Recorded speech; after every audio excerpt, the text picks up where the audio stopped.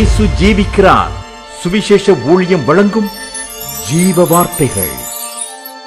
கிறிஸ்துவுக்குள் பிரியமானவர்களே, ஆண்டவராகிய இயேசு கிறிஸ்து நாமத்தில் உங்களை யாவரையும் அன்போடு வாழ்த்தி வரவேற்கிறோம். இயேசு ஜீவிக்கிறார் ஒளித்தின் சார்பாக ஜீவ வார்த்தைகள் நிகழ்ச்சிக்கு வந்திருக்கிற உங்களை கர்த்தர் ஆசீர்வதிப்பாராக.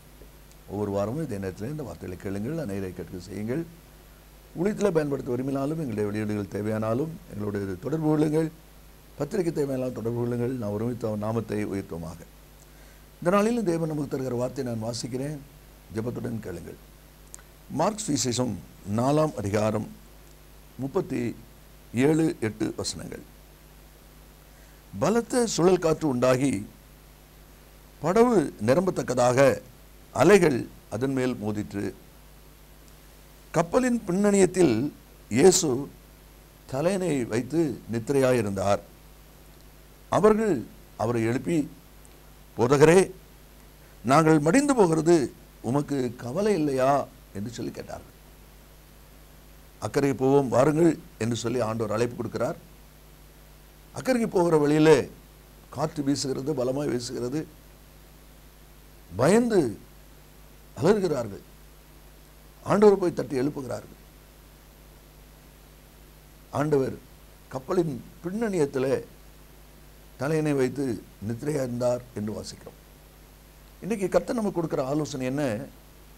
இயேசு பின்னணியத்தில் படுத்திருக்கிறார் என்பதனுடைய ஆவிக்குரிய அனுபவம் என்ன என்பதை தான் நாம் சிந்திக்க இருக்கிறோம். ஒரு கப்பல் என்று சொன்னால் இன்றைக்கு நாம் பார்க்கிற கப்பல் அல்ல, அன்றைக்கி பாய்மர கப்பல், போட், கொஞ்சம் பெரிய சைஸாக போட்டு பாய்மர கப்பல். இந்த பின்னணியம் என்பது பின்பகுதி, முன்னணியும் முன்பகுதி, இது பின்பகுதி. பின்பகுதியில் இயேசு படுத்திருக்கிறார் என்று சொல்லி அந்த வார்த்தை இருப்பதை நாம் அதில் பார்க்கிறோம். இந்த பின்னணியம் என்பதனுடைய அனுபவம், அதில் இருக்கிற அனுபவ உண்மை என்ன என்று சொன்னால், பொதுவாக கடற்கரை ஓரங்களிலே நீங்கள் பார்த்துருக்கலாம், அந்த போட்டு கரையில் கொண்டு சேர்க்கும்போது போட்டில் பின்னணியத்தில் ஒரு முளை இருக்கும், அதில் கயிறு கட்டி பக்கத்தில் முளை அடைச்சி கரையில் கட்டியிருப்பாங்க, இல்லை மரத்தில் கட்டியிருப்பாங்க, தண்ணியில் இழுத்துட்டு போகாமல் இருக்கிறதுக்கு. அவங்க திரும்ப வந்து அடுத்த நாள் மீன் பிடிக்க போகணும்னு சொன்ன உடனே அந்த தண்ணியை கயிறை கழுத்து விட்டுட்டு போட்டில் போவாங்க. இது இயல்பாக இருக்கிற ஒரு அனுபவம். யுத்த சமயங்களிலே போட்டில் வந்து நாட்டில் போய் யுத்தம் பண்ணுறவங்க, ஒருவேளை அந்த நாட்டில் இருக்கிற தேசத்தில் இருக்கிறவங்க பலத்து செயல்பட ஆரம்பிச்சிட்டாங்கன்னா, இனி நம்ம தப்பி ஓடணும்னு சொல்லி போட்டில் வந்தவங்க ஓடி வந்து போட்டில் ஏறி கடலுக்குள்ளே போவாங்க. அப்படி போகும்போது அந்த கட்டியிருக்கிற பின்னணியத்தில் முளை கட்டியிருக்கிற கயிறை கலத்து எல்லாம் சரி பண்ணுறதுக்கு உள்ள எதிரிகள் வந்துடுவாங்கன்னு சொல்லி ஓங்கி ஒரு மிதிச்சா போதும், அது பிஞ்சு ஓடிடும். அந்த முளை மாதிரி இருக்கிறது பிஞ்சிருமா, ஏன்னா அது பலவீனப்பட்ட பகுதி. ஆக அந்த வேகத்தில், ஏன்னா கயிறு கலத்தி வர்றதுக்கு டைம் இருக்காது, மிதிச்சு விட்டுட்டு போட்டு எடுத்துட்டு உடனே கடலுக்குள்ளே போயிடுவாங்க. அப்படின்னா பின்னணியம் என்பது பலவீனப்பட்ட பகுதி. இதை அப்போஸ்தலர் 27ஆம் அதிகாரத்தில் 41வது வசனத்தில் நம்ம வாசிக்கும் போது, பவுல் அவரோடு கூட சேர்ந்து 776 பேர் பிரயாணம் பண்ணுகிற அந்த கப்பலில் நம்ம வாசிக்கிறோம். அதில் சொல்லப்பட்டிருக்கு, பின்னணியம் அலைகளுடைய பலத்தினால் உடைந்து போயிற்று. அப்படிங்களா? அந்த அலை வீசுகிற அந்த பலத்தில் பின்னணியம் உடைஞ்சு போச்சு. அப்போ பின்னணி எவ்வளோ பலவீனமாக இருக்கு பாருங்க. இயேசு பின்னணியத்தில் படுத்திருக்கிறார். ஆவிக்குரிய அனுபவம் என்ன எதை குறிக்கிறது என்று சொன்னால், இப்போ போட் என்பது நம்முடைய விசுவாச வாழ்க்கையின் அனுபவங்கள் நமக்கு நல்லா தெரியும். உலகமாய சமுத்திரத்தில் போகிற கப்பல் என்பது நம்முடைய விசுவாச வாழ்க்கை. அப்போ நம்முடைய ஆவிக்குரிய விசுவாச வாழ்க்கையின் பாதையிலே எந்த பகுதி பலவீனமாக இருக்கிறதோ அங்கே தான் இயேசு தங்கியிருக்கிறார். ஹல்லேலூயா. இயேசு பின்னணியத்தில் படுத்திருக்கிறார் என்றால் போட்டில் உள்ள பலவீன பகுதியில் அவர் படுத்திருக்கிறார். அப்படியானால் உங்களுடைய வாழ்க்கையில், நம்ம ஒவ்வொருடைய வாழ்க்கையிலையும் நாம் எதில் பலவீனமாக இருக்கிறோமோ, யார் யார் எந்தெந்த காரியத்தில் பலவீனமாக இருக்கிறார்களோ அந்த பலவீனத்தின் பகுதியிலே கர்த்தர் கவனமாக இருக்கிறார், கர்த்தர் கரிசனையாக இருக்கிறார். அதை குறித்து சிந்தையோடு கர்த்தர் இருக்கிறார். காரணம் என்ன? 1 பேதுரு 5:8 வாசிக்கிறோம், எதிராளியாகிய பிசாசானவன் கர்ஜிக்கிற சிங்கம் போல எவனை விழுங்கலாமோ என்று வகை தேடி சுற்றி திரிக்கிறான். அப்போ வகை தேடி சுற்றிக்கிறவன் பலமுள்ள இடத்துக்கு மோத மாட்டான். எங்கே பலவீனம் இருக்குது, எந்த இடத்துல மோதுனா அவங்கள ஈஸியாக பிடிச்சிடலாம் அப்படின்னு சொல்லி பலவீனத்தை தான் அவன் தேடிட்டு இருப்பான். அதுக்கு தான் சுற்றி சுற்றி வரான். அப்போ இந்த பலவீனப்பட்ட பகுதியாக சத்துரு பிடிச்சிடக்கூடாதுங்கிறதுக்காக இயேசு நம்முடைய பலவீனத்தின் பகுதியிலே அமர்ந்திருக்கிறார், படுத்திருக்கிறார், தங்கி இருக்கிறார், கவனமாக இருக்கிறார். ஹல்லேலூயா. அதை தான் வாசிக்கிறோம். அப்போ பின்னணியத்தில் இயேசு படுத்திருக்கிறார் என்றால் போட்டினுடைய பலவீனப்பட்ட பகுதி தான் பின்னணியம். அதே போல் விசுவாச வாழ்க்கையிலே நம்முடைய வாழ்க்கையில் இருக்கிற பலவீனத்தின் காரியங்களே, பலவீனத்தின் தன்மைகளிலே ஆண்டவர் இயேசு கவனமாக இருக்கிறார், கரிசனையாக இருக்கிறார். காரணம், சத்துரு அதன் வழியாகத்தான் நம்மை தாக்கக்கூடும். அதை தான் தேவனுடைய வார்த்தையில் நம்ம வாசிக்கிறோம். அதனால தான் 2 கொரிந்தியர் 12ஆம் அதிகாரம் 9ஆம் வசனத்தில் ஆண்டவர் பேசும்போது, பொருள் மூலமாக பேசும்போது சொல்கிறார், உன் பலவீனத்தில் என் பலம் பூரணமாய் விளங்கும். எத்தனை சந்தோஷமான வார்த்தை பாருங்க. உன் பலவீனத்தில் என் பலன் பூரணமாய் விளங்கும் என்று சொல்லி அந்த வார்த்தை இருக்கிறதை நாம் அதில் பார்க்கிறோம். 2-3 காரியங்களை வேகமாய் நாம் வாசித்து முடிக்க போகிறோம். முதலாவது உபாகமம் 25ஆவது அதிகாரம் 17-18 வசனங்களை நாம் வாசிக்கும் போது அங்கே விதமாய் வாசிக்கிறோம். எகிப்திலிருந்து புறப்பட்டு வருகிற வழியிலே அமலேக்கு தேவனுக்கு பயப்படாமல் உனக்கு எதிராக வந்து நீ இளைத்து விடாய்த்திருக்கையில் பின்வருகிற உன் பாளையத்தில் உள்ள பலவீனரை எல்லாம் வெட்டினான். நல்ல கவனிங்க, இந்த வார்த்தை எப்படி பாருங்க. நீ இளைத்து விடாய்த்திருக்கையில் பின் வருகிற உன் பாளையத்தின் பலவீனரை எல்லாம் வெட்டினான். யுத்தத்துக்கு போகும்போது யுத்தத்தில் முடுக்கா இருக்கிறவங்க, வேகமாக இருக்கிறவங்க, பலமாக இருக்கிறவங்க முன்னணியில் ஓடிக்கிட்டு இருப்பாங்க. யுத்தத்துக்கு கொஞ்சம் வயசானவங்க, கொஞ்சம் பலவீனப்பட்டவங்க வருவாங்க, ஆனால் கொஞ்சம் பின்தங்கி வருவாங்க. பார்த்தீங்களா? அதுதான் அந்த வசனத்தில் வாசிக்கிறோம். சொல்லியிருக்கு, நீ இளைத்து விடாய்த்திருக்கையில் பின்னால் வருகிற பலவீனப்பட்டவங்க உன் பாளையத்துள்ள பலவீனரை எல்லாம் வெட்டினான். பார்த்தீங்களா? அப்போ பின்னால் இருக்கிற அந்த பலவீனத்தை கவனித்து அமலேக்கு அவர்களை வீழ்த்தினான் என்று சொல்லி இந்த வார்த்தை இருக்கிறதே நம்மள பார்க்குறோம். எப்போ இந்த சம்பவம் நடந்தது? யாத்ராகமம் 17ஆவது அதிகாரத்தில் 8ஆவது வசனத்தில் நம்ம வாசிக்கும் போது, அமலேக்கியர் வந்து ரெபிதீமிலே இஸ்ரவேலோட யுத்தம் பண்ணினார்கள். இந்த சரித்திர சம்பவத்தை நீங்கள் வாசிங்க, அங்கே முழுமையாக விளங்கும். மோசே ஜனங்களை வழிநடத்தி கொண்டு வருகிற யோசுவா பார்த்து சொல்கிறான், நீ யுத்தத்தை நடத்த முன்னால் போ, நான் மலையில் போய் நிற்கிறேன், கோலை கையில் வச்சிருக்கிறேன் என்று சொல்லி போகிறான். அங்கே என்ன நடக்குது, என்ன சம்பவம் நடக்குது என்று சொன்னால் 11ஆம் வசனத்தில், மோசே தன் கைகளை ஏறெடுத்திருக்கையில் இஸ்ரவேலர் மேற்கொண்டார்கள், அவன் தன் கைகளை தாழ விடுகையில் அமலேக்கு மேற்கொண்டான். பார்த்தீங்களா? இதான் அந்த யுத்தம் நடந்த சம்பவம். அப்போ இந்த யுத்தம் நடந்த சம்பவத்தில் அந்த அமலேக்கியர் எப்படி யுத்தம் பண்ணியிருக்கிறாங்க என்று சொல்லி பார்த்தா அதில் சொல்லப்பட்டிருக்கிறது, நீ இளைத்து விடாய்த்திருக்கையில் பின்னாலோடி வந்து பலவீனப்பட்டவங்களெல்லாம் அவன் விட்டுனான். பார்த்தீங்களா? அதனால தான் ஆண்டவர் பலவீனப்பட்ட பகுதியிலே நம்ம கரிசனை உள்ள தேவனாக இருக்கிறார். அதான் தான் தேவனுடைய வார்த்தையில் வாசிக்கிறோம். இந்த வார்த்தை கேட்கிற அன்பு நேச பிள்ளைகளே, கர்த்தருடைய ஆவியானவர் இந்த வார்த்தை மூலம் நமக்கு கொடுக்குற ஆலோசனை நீங்கள் நல்லா கவனிச்சுக்கிடுங்க. அதான் நம்ம இதில் வாசிக்கிறோம். அந்த 17ஆம் அதிகாரம் யாத்திராவும் 1ஆம் வசனத்தில் ஜனங்கள் தாகத்தோடு வந்தாங்கன்னு சொல்லி பார்க்குறோம். அவங்களுக்கு ஆண்டவர் கண்மலை திறந்து தண்ணீர் கொடுத்தார் என்பதே அந்த பின்னால் நம்ம வாசிக்கிறோம். இந்த பகுதியில் நம்ம வாசிக்கிற அனுபவத்தில் சொல்லப்பட்டிருக்கிற வார்த்தை நல்லா கவனிங்க.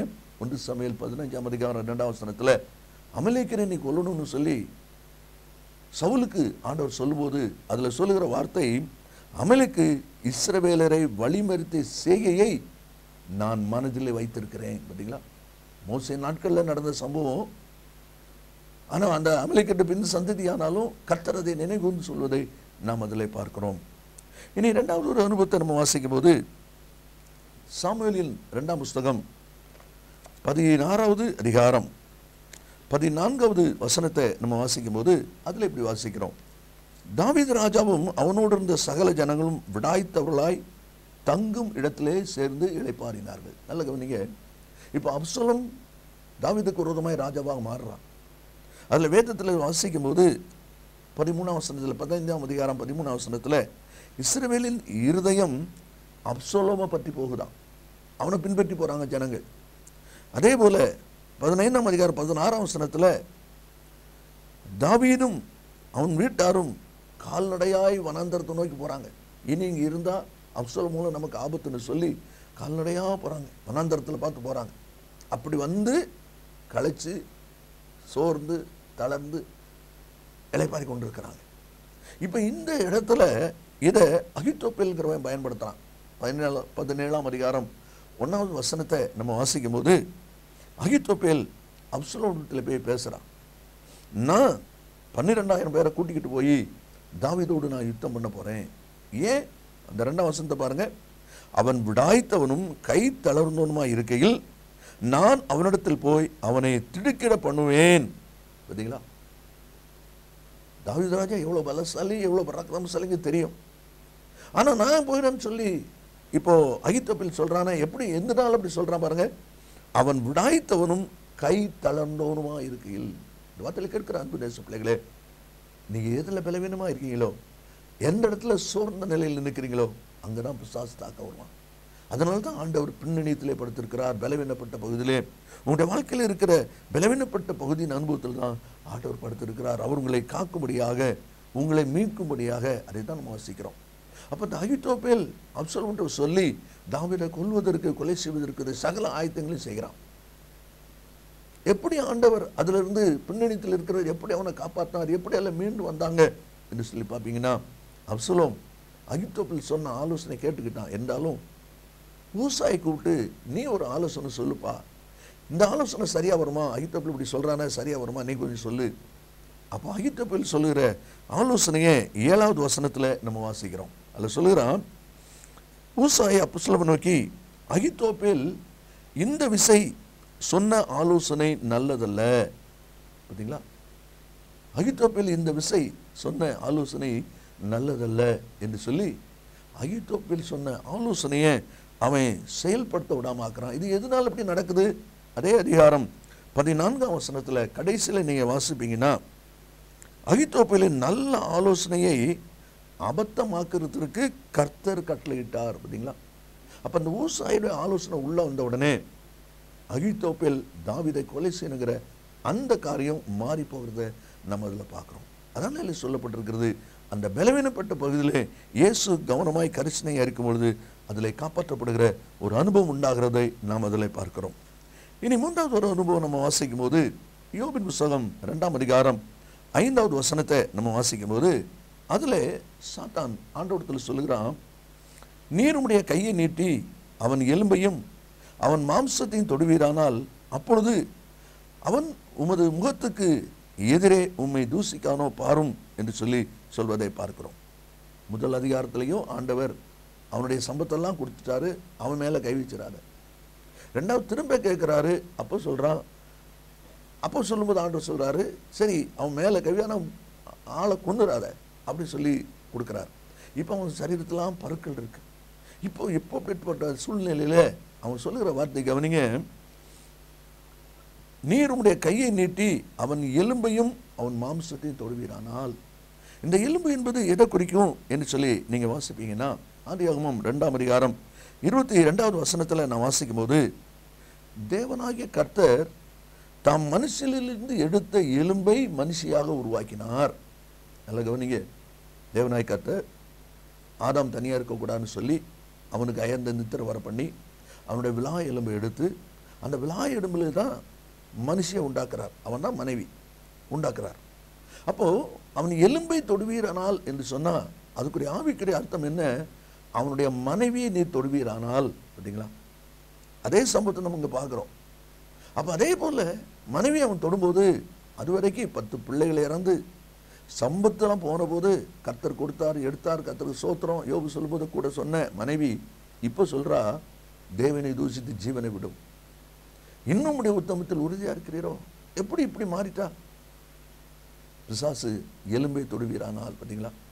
அந்த எலும்புங்கிறது அவனுடைய மனைவி. ஏன் மனைவி தொட்டு அப்படி ஆயிடுவாங்களா அப்படி சொல்லி நீங்கள் யோசிப்பீங்கன்னா, பேதுரு தன்னுடைய நிருபத்தில் 1ஆம் நிருபம் 3ஆம் அதிகாரம் 7ஆம் வசனத்தில் சொல்லுகிறார், மனைவியானவள் பலவீன பாண்டமாக இருக்கிறாள். பார்த்தீங்களா?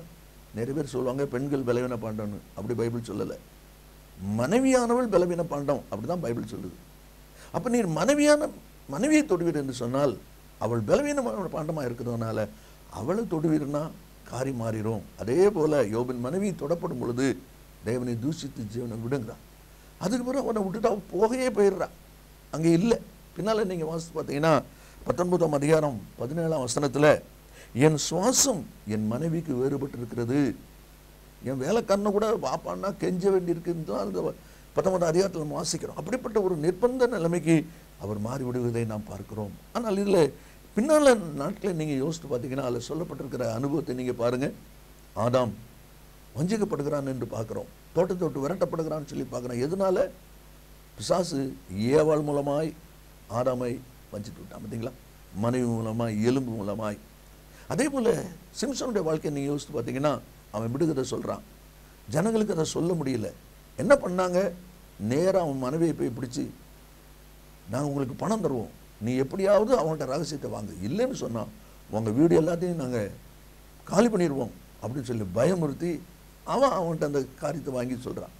அதை வச்சு தான் அதுலேயும் அவங்க ஜெயிக்கிறத பார்க்குறோம். அதனால தான் அவன் சொல்கிறான் 14வது அதிகாரம் 18ஆம் வசனத்தில், என் கிடாரினால் உலாதிருந்தீர்களானால். கிடாரிங்கிறது பெண் கண்ணுக்குட்டி, கிடாங்கிறது தான் ஆணு, அப்போ கிடாரிங்கிறது பெண். பார்த்தீங்களா? அப்போ என்னுடைய எலும்பு, என்னுடைய மனைவி, அதுதான் நம்ம வாசிக்கிறோம். சரி, கடைசியில் நம்ம பார்க்குற காரியம் என்ன? ஆண்டவர் பலவீனப்பட்ட பகுதியில் பின்னணித்தில் படுத்திருக்கிறாரே. யோபின் வாழ்க்கையில் எப்படி இருந்தது?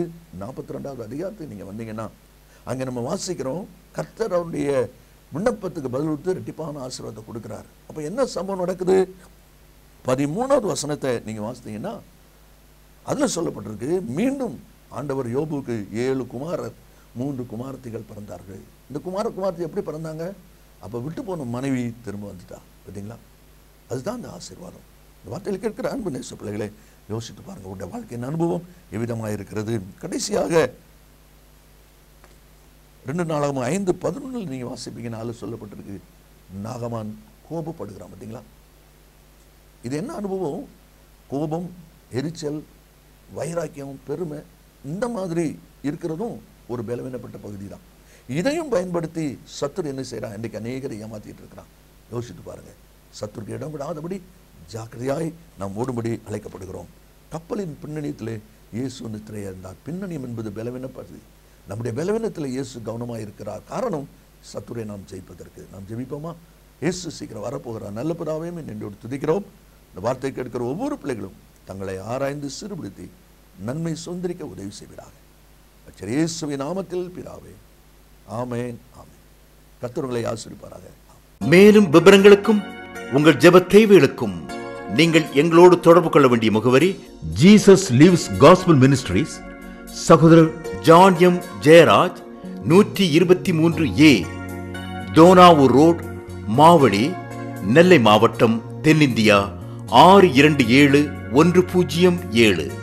செல்போன் 9443113292.